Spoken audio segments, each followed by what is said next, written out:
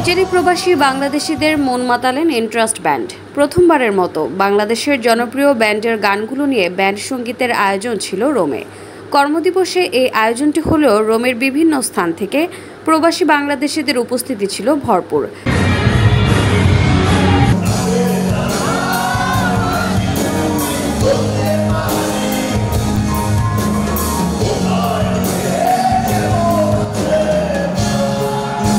Bangla band সঙ্গীতের গুরু আজম খান ও lucky আকন্দের স্মরণে গান পরিবেশন ছিল আয়োজনের বাড়তি আকর্ষণ।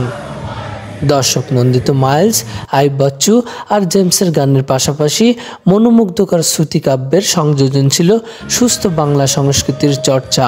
এন্ট্রাস্ট ব্যান্ডের শিল্পীরা শুদ্ধ বাংলা সঙ্গীত নিয়ে কাজ করতে চান, সেই সঙ্গে আগামীতে তারায় তারায় রটিয়ে দিতে চান নিজেদের অবস্থান মৌলিক গানের মাধ্যমে।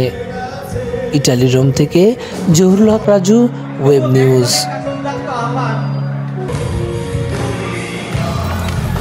আপনারা দেখছেন ওয়েব নিউজ, বিশ্বজুড়ে বাঙালি আমেজে।